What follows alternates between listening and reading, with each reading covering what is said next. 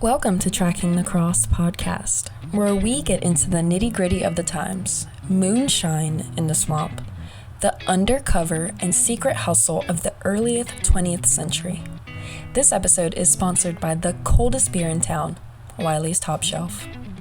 Moonshining is the distillation of apple, corns, or peaches into whiskey, brandy, or other alcoholic forms that become a cottage industry that allowed for small farmers to obtain cash. The Scots-Irish immigrants from the northern part of Ireland brought the practice of distillation of alcohol to the back countries of Georgia and other American colonies during the 18th century. Many stills utilized car radiators, in addition to the problem of lead poisoning due to soldered parts in stills. The greatest danger was what went into the liquor. Embalming fluid, rubbing alcohol, wood alcohol, paint thinner, formaldehyde, and bleach are a few of the ingredients that often went into moonshine. The production of moonshine was not in and of itself illegal, but the attempts by producers to avoid paying the federal taxes. Such people became known as moonshiners because they operated their illegal stills at night. The Prohibition era begins with the passage of the 18th Amendment to the Constitution in 1919 and in 1920 through the Volstead Act, in which Congress declared all alcohol manufacturing and consumption illegal. Georgia already passed a similar law in 1907. Prohibition increased the demand for moonshine, and gangsters soon cornered the market, creating elaborate moonshining networks and forcing farmers to run stills for them. Moonshiners played a dangerous game of cat and mouse with revenuers. This information is from the New Georgia Encyclopedia and the Rabun County Historical Society. Now, let's bring it back to the 21st century and hear the stories of the swamp dwellers who created the moonshine stills right under our nose. This is a new kind of episode that we are doing, so you will be hearing two interviews of two individuals that somehow have a connection to moonshining. Here is Turtleman as our first guest. Well, my name's Chris Adams. Most people know me as Turtle Man. My family's been here in South Georgia for about 190 years off the Satilla River Basin. My interest for history started very young when I took under the wing of my grandfather, learning old stories and growing up on a farm. And it became a part of my life. These people who had been gone for 100 years, the stories fascinated me to no end. Several years ago, I founded the Wiregrass Ecological and Cultural Project as a way to share local history and tell the stories of these people that lived, and stories like what I'm going to share with y'all today. Well, when you talk about whiskey, the word whiskey itself comes from the Gaelic language in Ireland and Scotland, and it literally translates to life-giving water or water of life. It's been an important part of the people that would become South Georgians for hundreds of years. And it really starts back in Scotland, 1644. The British imposed an excise tax. And of course, the Scots didn't want to pay that tax. They'd been at war with the British for a long time, and they felt it was a snub against them. So ultimately, they didn't want to pay that tax to retain some honor. Well, fast forward, when they chartered the colony of Georgia and started bringing over some of those Scots, the same thing happened. When they chartered the colony, they didn't permit two things, and that was illegal manufacture and distribution of whiskey and slavery. Well, of course, when you impose not making whiskey, that ultimately gives people a reason to go and do it further. So as the colony of Georgia expanded, so did the amount of whiskey stills in the back country. And then along comes the Civil War years later. People that were growing white corn around here, that was pretty much the only corn that was used to make whiskey. By 1862, there were shortages in food. Governor Joe Brown issued a proclamation stating that there would be no distillation of corn. No more whiskey is what he said. And the following year, the state legislature imposed that there would be no distillation of any kind, including fruits and things of that nature. People weren't going to have this. And that ultimately led to there being more stills in the back country. Moonshining and bootlegging has always been an outlaw sport. And I say sport because for many of them, it was getting ahead of the law, staying out of the way of the law. It was almost sport-like, like a hunter, a sportsman in a way. But following the Civil War into the 1880s, they had been at war with the federal government, basically, these backcountrymen who were making whiskey, distilling it. They called it the Whiskey Wars. During the Civil War, the federal government started the IRS. It goes to show you we've had a problem with the IRS for 160 years now. But they started the IRS to tax on the luxuries, and that was tobacco, that was whiskey. So when Georgia was readmitted to the Union after Reconstruction, we had to deal with those same whiskey taxes. So they kept to the back country. And when those agents would come around, sometimes the moonshiners would have to do god-awful things. They'd shoot and kill some of them, and it lasted for weeks at a time, the killings in some places. And virtual wars broke out. So that led to the image of this dastardly moonshiner that we had at that time, the 1880s. So that helped to enforce the temperance movement. People didn't like the idea of these people living out there in the woods and shooting and stabbing lawmen. So the temperance movement, and of course the Americans' ideals for a stronger federal government at that time, it didn't allow for us to really like moonshiners. A few more years goes by, Prohibition comes along, 1919, lasts until 33. And most of the people making whiskey at that time were simply farmers. I've told folks that in those days, corn could sell much quicker in a jar than it did on the cob. It was a way for farmers to make extra cash when they were already strapped for it. Maybe they had to pay the land taxes, the bank man, they had to pay on the loan they took out to grow the crops that year. And of course, being during the Depression years, it was real hard. And at that time, my great-great-granddaddy, Clayton Adams, over in the Satilla community of Coffee County, was making whiskey, and so were some of his brothers and other kinfolk. They had a son named Randall, and one of the stories that my family has passed down, they didn't talk about Randall too much. In fact, my great-granddaddy didn't talk about his older brother until my dad was born, which led to my dad being named, his middle name becoming Randall. That's when they all found out he had an older brother. Randall was born in 1916. He's around 15 years old in 1931. And it said they got into a whiskey incident. And Randall was shot and killed just a few days shy of Christmas in 1931 and buried. And the story goes further that when it was written up in the paper, it was written up as a hunting accident. The local people, if you were in the community, in good standing, and people liked you, they were not going to rat you out, because the same people reading the papers each Saturday were also the revenue agents coming around, snooping around, trying to find these outlaw moonshiners in the woods. And see, my great-great-granddaddy Clayton, he had his still out in a little cypress pond off the 17-mile river in Satilla there. Also, his brother, as I recall hearing a story, he got busted making liquor, and they took him up north, probably to Gainesville, to the penitentiary, and had him bust rocks for a time. When he came back, he didn't make whiskey right away. He had some stashed away, though. He wasn't going to make it, but he was darn sure going to sell it. So what he sold had enough money to put his kids through school in that, in post-Depression South Georgia. That tells you how much money was in it. It was around about that time my granddaddy Clayton, he got cold feet. He got out of it for a little while. But another story that kind of goes with that, some of the older cousins remember they'd sneak down to Uncle Clayton's house, they said. My grandmother, Molly, she didn't like him drinking in the house, so he had a crock jug that he kept out in the cotton house. And that was where he kept his personal liquor in. Well, the cousins would sneak down in the night and they'd go in the cotton house and pull a snort of what they called Uncle Clayton's corn buck. And he knew it. He knew what they were up to. He never did get on to them, I reckon.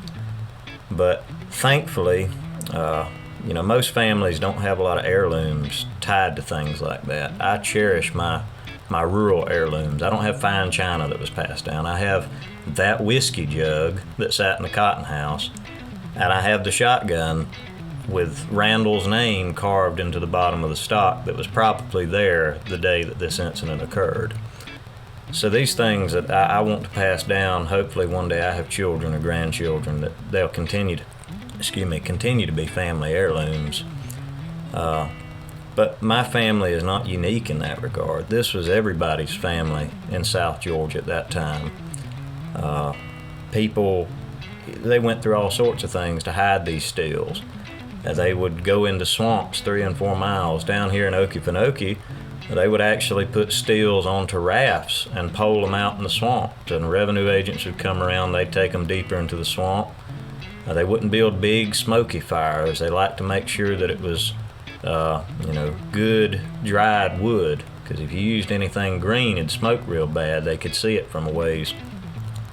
And they had various names for them, like Clayton, of course, called his cornbuck, probably something as simple as that.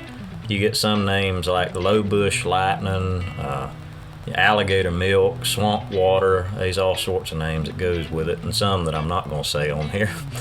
One of my favorites that I've heard about, whether there's any truth to it or not, they called it block and tackle.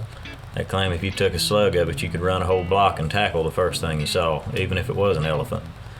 But they had some interesting culture that came from moonshining here. And with it too, it's still a tradition today.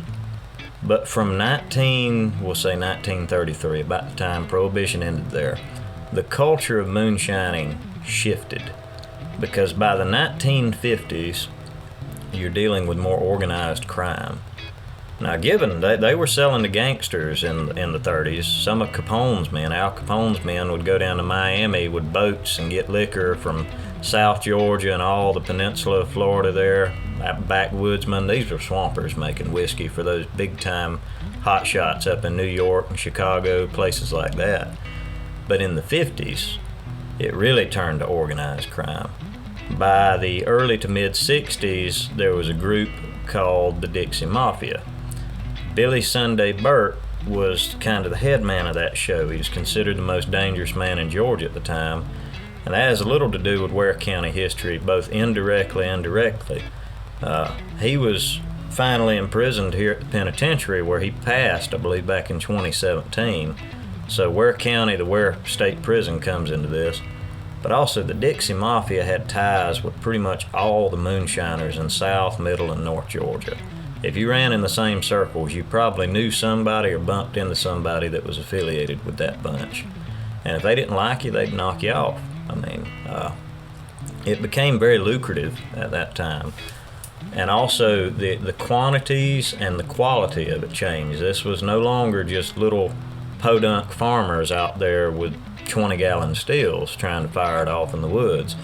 We're talking submarine-style steels. We're talking 1,000-gallon tanks, 500-gallon tanks. And in 1967, one of the largest raids on a moonshine steel was in Clinch County, near Fargo. And I believe it was 14,400-gallon operation that they busted up. There was a gentleman from Fargo, a young fella from Fargo, and the rest of them, I believe, were from Lyons and Vidalia, Georgia. So you had connections all over the state when you were doing that type of thing. And it was also around about that time, I guess through the 50s and the 60s, that they were still making steel bust around here. Revenue agents were coming around busting them up. And some of those steels, if it was small time stuff like copper steel, they bust them in such a way that you could repair them. So they sheriffs were in on this too. There was a lot of crooked law enforcement back then, and they did it too as a way to feed their families in some cases. Other times they just wanted to make money. And I ain't gonna mention the name of any particular sheriffs down here, but some of their houses got blown up, which is thought to have been a part of their dealings with these whiskey men. But some of these big operations, though, when they'd take the steels and take them to the courthouse and pile them up, they'd have an auction in a week or two. And they'd come around, and the distiller could come back and bid on his steel again. But he's not bidding on the steel, he's bidding on the copper. That's what they sold him for. There was a way to get around that. Lawmen knew what the whiskey men were doing. And the way those steels got busted, too, it usually wasn't from your enemy. It was from a person that you turned down.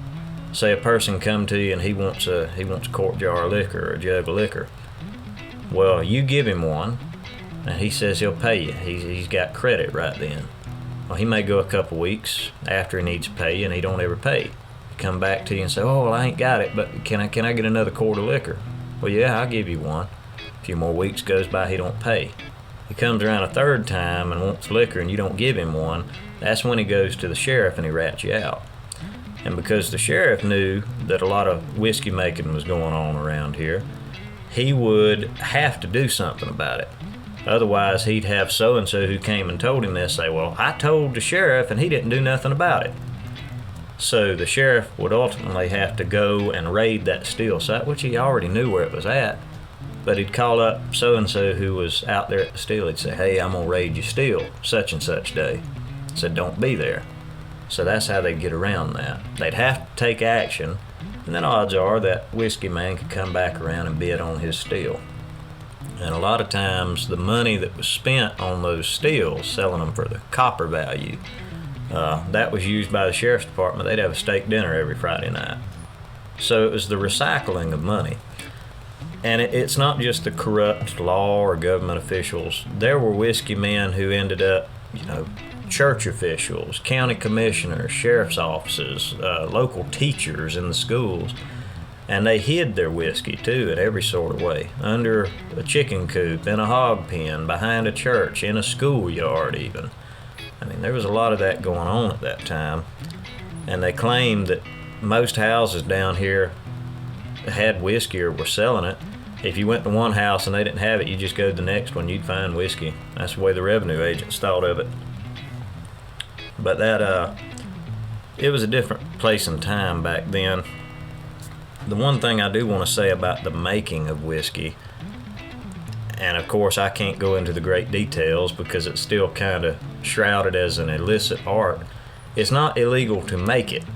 It's illegal to distribute it and to sell it untaxed. That's the whole reason for this being an illicit activity, is because it was frowned upon you not paying the taxes.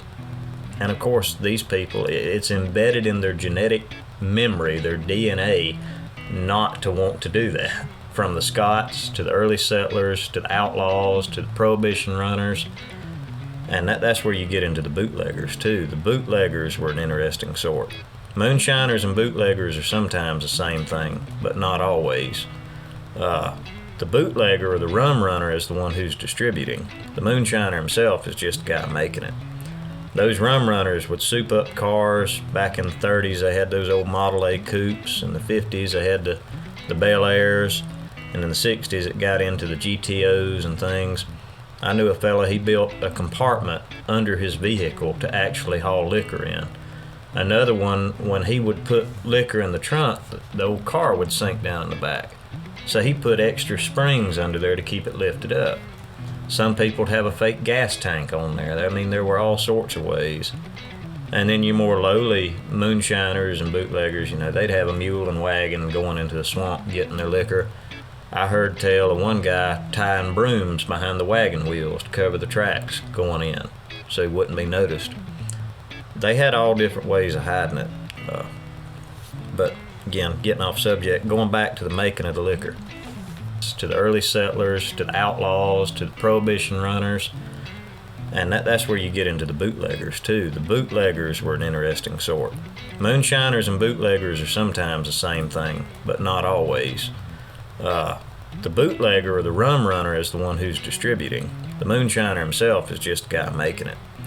Those rum runners would soup up cars. Back in the 30s, they had those old Model A coupes. In the 50s, they had the Bel Airs. And in the 60s, it got into the GTOs and things. I knew a fella, he built a compartment under his vehicle to actually haul liquor in. Another one, when he would put liquor in the trunk, the old car would sink down in the back. So he put extra springs under there to keep it lifted up. Some people would have a fake gas tank on there. I mean, there were all sorts of ways. And then your more lowly moonshiners and bootleggers, they'd have a mule and wagon going into the swamp getting their liquor. I heard tell of one guy tying brooms behind the wagon wheels to cover the tracks going in so he wouldn't be noticed. They had all different ways of hiding it. But again, getting off subject, going back to the making of the liquor. 1980, that was pretty much all that was grown around here. In Emmanuel County, for instance, I was talking to a buddy just yesterday. He says that probably up until the 80s, he doesn't remember anybody having yellow field corn. It was foreign to them. And now today, that's all changed. You don't see anybody growing white corn. But white dent corn was preferred for a whiskey corn from the 1830s well into the 1900s, almost the 21st century now. And I still grow white corn. I actually grow some of the original strains that were grown down here 150 years ago. It took some time trying to find those. So whiskey making was, of course, a real big deal here in Ware County and surrounding areas. It played a part in many people's lives, both big and small, even from the people like the storekeepers who sold the fruit jars and the sugar, all the way up to the hardware stores that sold sheet copper and tubing for the people to build the stills. It affected the community in both positive and negative ways. And there are a lot of stories, both sad and some that are exciting and even humorous. One instance I'll say that here in Ware County there was an incident probably back in the 30s where a little boy was walking down a road just the other side of Waresboro, and he, dressed in overalls, had a cane pole on his shoulder. He was going to a creek to go fish. And when he rounded the corner, there was a police car with the trunk open, and there were some moonshiners and a deputy putting liquor into the trunk of this car. About that time, his uncle, when the car left, came up to him and said, "Boy, you didn't see anything. You didn't see anything, and don't tell anybody you did." So instances like that were common. It was very much a part of the people's lives, young and old, back then. But whiskey making, it ain't going to be stomped out. There's still people that do it. There's still people who dabble in the art just for the traditional aspect of it. And there's even a few that probably make it and sell it and make decent money off of it. But it's one of those things that's as much a part of American history as it is South Georgia history. Well, I appreciate y'all having me on the show, and look forward to talking with y'all again sometime soon. And to the listeners, I hope y'all enjoyed these stories and maybe learned a little bit about the history of liquor making here in South Georgia. Thank you so much, Turtle Man, for being on the show. And now a quick word from our sponsor. It's a Friday night in Waycross, Georgia. You're off work and ready for a night out. But where, you may ask? We know just where to go. Wiley's Top Shelf, located at 409 Atlas Street in downtown Waycross, is the place to be. Come enjoy your favorite ice-cold beverage, fresh food, live local tunes, and an evening out on the town. With a vast selection of food and drink choices on the menu, Wiley's is sure to have whatever you're craving. Next time you're hankering for a good time, check out the Top Shelf and tell them we sent you. Our second guest is Mr. James B. Harley. Yeah.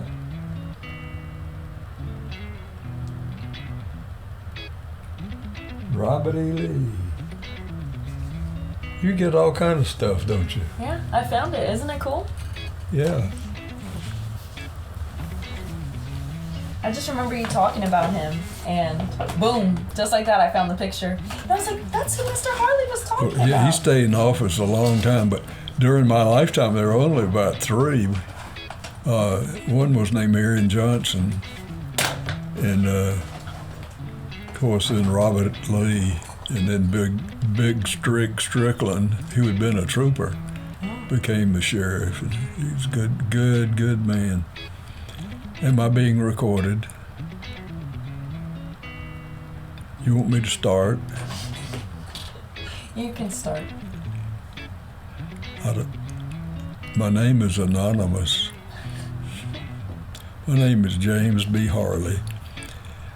As a youth, I worked in my grandfather's hardware store in Waycross. And I had several experiences with people who made moonshine and people that chased people that made moonshine. And we sold a good bit of equipment that probably went into making stills.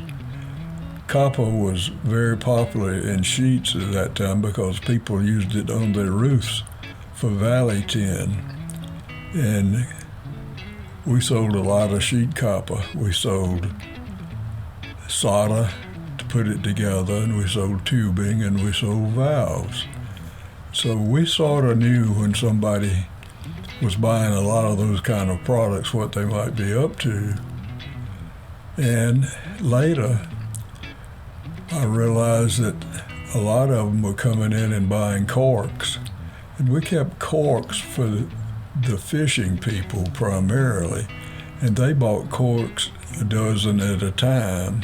And they would slice them and put the fishing line through them at the depth they wanted to fish. And then I began to notice that some of them would buy these cloth bags with 500 in them. And it happened to be the size that would fit a pint liquor bottle. And I suppose that those pint liquor bottles were being reused. On the other side of the coin, where we sort of knew who was in the business, and that some of them were customers of ours and good customers. And I was curious when I talked to the agents and the federal agents why, when everybody in town knew sort of who the people were who were in the business, that one or two in particular was so obvious. I asked him what was their approach to those type people, and he said, we're supposed to harass them and let them make a living and tear up their still enough to discourage them. But some of them had large families, and they were totally supporting their families off of the sales of moonshine. The revenue agents were well known by all the community, and especially the community that was in the moonshine business. They had family members who were bag boys in the grocery stores, and they would report to the families if one of them started stocking up on saltine crackers and Vienna sausage. They knew a stakeout was coming and to be careful. Growing up in Waycross, where you lived in a dry county, you had people making moonshine, and you had people running what they called red whiskey in that could secretly be sold in places, and sometimes law enforcement sort of turned their head or turned their back to it, or had the reputation of doing that to some degree. The women in the church and the women's temperance union were a big influence, particularly on young people. They were Sunday school teachers, they were school teachers.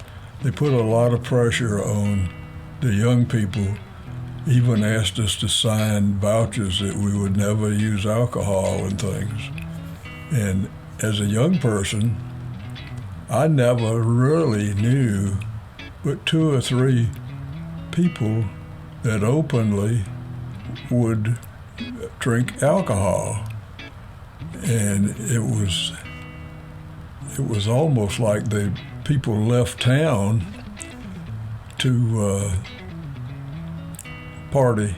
And one of the things I think that led to the success of the Georgia-Florida game becoming an institution was that they could go to Jacksonville and go to a football game and openly drink alcohol, and it was a big, big party every year. The Georgia-Florida game eventually became known as the biggest cocktail party, and open cocktail party in the world.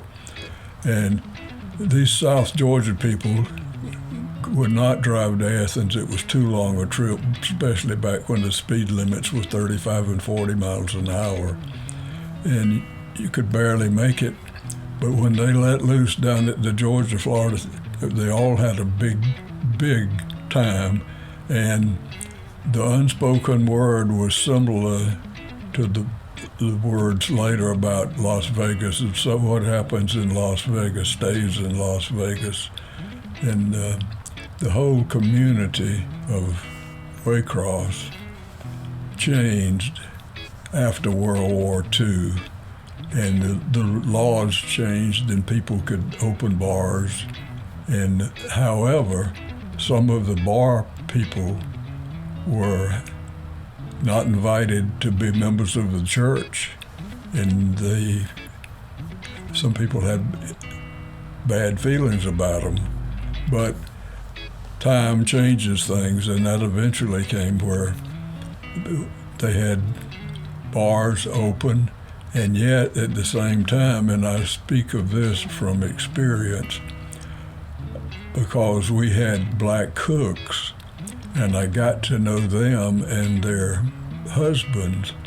And one of the cooks we had was a driver for a sheriff, and the sheriff had the business of the red whiskey in a county adjoining us.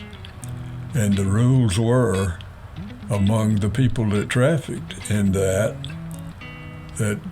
nobody else went into his county. So if there was 2 or 3 bars selling red whiskey under the counter,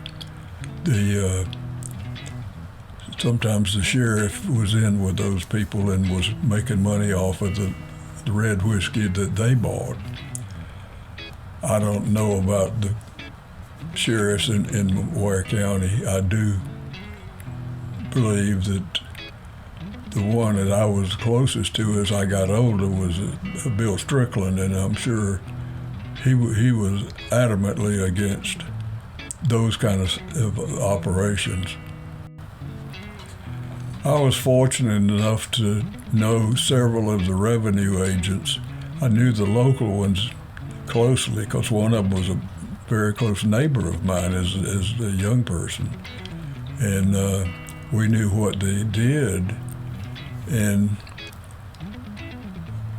as I found out more about them, and I did find out some about them because we sold dynamite in this county, and you had to have a license to sell it. And when the feds would come in for a raid, they would dynamite the still and destroy it. So I was selling dynamite to these guys, and we would strike up conversations, and they never would tell me where they were going. But they told me some of the things they did, and what gave them clues was one of them was they could get a good feel for who was making moonshine by sales of sugar at the wholesale grocers. And eventually the state passed a law that the wholesale grocers had to keep a log on anybody that bought more than 200 pounds of sugar. And that helped them a lot to prove in court what these guys were doing. My grandfather was married to one of the teetotaling women of the temperance union, and I'm sure she had a big influence on him. We used to marvel at the fact that he was crippled and could not leave the office much, but we marvel at the fact that he never grumbled about us selling copper and tubing, because he didn't really know where it was going. So much copper went out the door back in those years for other purposes, and people used a lot of solder, and people used a lot of copper, but we sold oak barrels, and a lot of the moonshine was put in oak barrels to age. But the moonshiners like for their barrels to be charred on the inside, which they thought helped the aging process. And barrel manufacturers made them both ways, and Grandpa was insistent that we would not sell any whiskey barrels. Our barrels are going to be used for other things. And just to show how far back some of these things went, the oak barrels were used for water on work jobs and things like that, and we sold a lot of barrels. We sold the augers to drill the hole in there that was called a bung hole. And we sold bungs, and bungs were like a faucet that were made out of soft wood. And you hammered them in, and once you got them in place, they didn't leak, and they worked good for years as long as you kept them clean. I want to invite you. Oh, back up. This is Jim Harley. We're getting ready to sign off, but first I'd like to thank you for inviting me in. My knowledge of really what was going on in those years was limited by just observing. I did not know most of these moonshiners' families, but I knew of them by their reputations. I'm sure they were nice people, nice families, and they were a good part of our community, and they couldn't help it because Papa was a moonshiner. Thank you. This is Jim Harley signing off. Did I put enough disclaimers on?